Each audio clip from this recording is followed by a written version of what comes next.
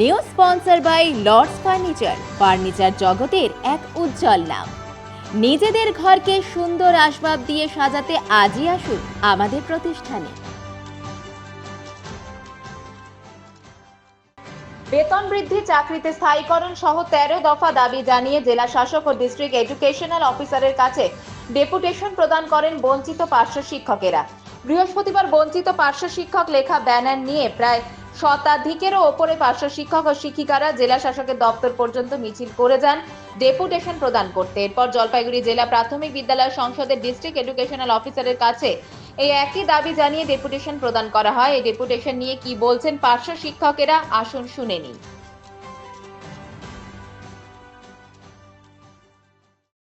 আমাদের যে পার্শ্ব শিক্ষকরা বেতন থেকে বঞ্চিত হচ্ছে, এই মূল বেতনের দাবিতে সারা রাজ্যের ন্যায় আজকে আমাদের জলপাইগুড়িতেও স্কুল কর্মসূচি, স্কুলের বয়কটে ডাক দেওয়া হয়েছে। পাশাপাশি মুখ্যমন্ত্রী এবং ডিএম এর কাছে ডেপুটেশন দেওয়া হয় বেতন বৃদ্ধির দাবিতে।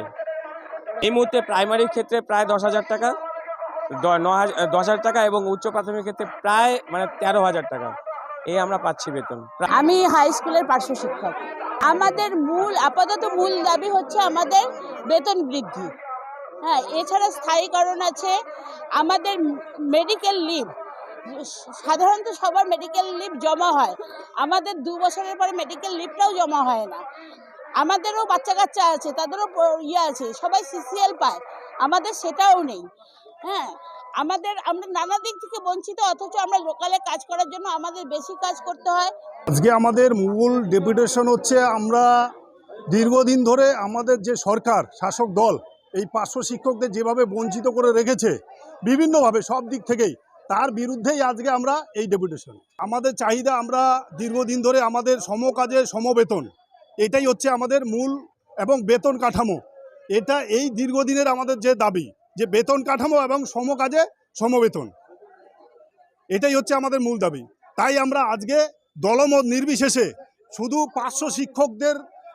পার্শ্ব শিক্ষকদের উদ্দেশ্যে আজ এই বঞ্চিত পার্শ্ব শিক্ষকরা যাতে আগামী দিনে আমাদের একটা ভালো জায়গা বা একটা আমাদের বেতন কাঠামো সরকার আমাদের দেয়, সেই জন্য আমরা আজকে এই দাবি নিয়ে আমরা ডিএম মহাশয়ের কাছে আমরা যাচ্ছি। 2004 থেকে প্রথম পার্শ্ব শিক্ষকদের রিক্রুটমেন্ট শুরু হয়।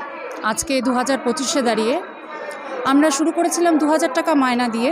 আজকে আমাদের মায়না 12,000 সামথিং। এর মধ্যে ইপিএফের জন্য 2,000 টাকা করে জমা হয়।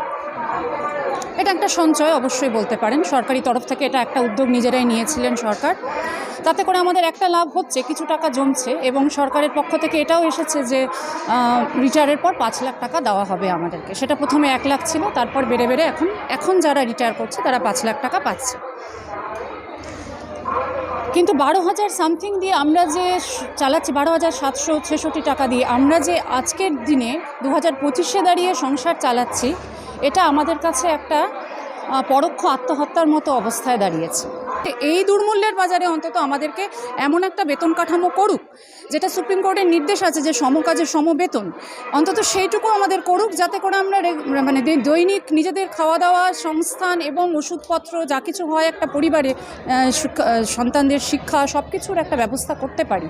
এটার জন্য আমাদের মিনিমাম যে আমাদের শিক্ষার যে তরফ থেকে, সরকারের তরফ থেকে যে বেতন কাঠামোটা তৈরি করা উচিত, আমরা সরকারের কাছে বর্তমানে এটুকুই চাচ্ছি।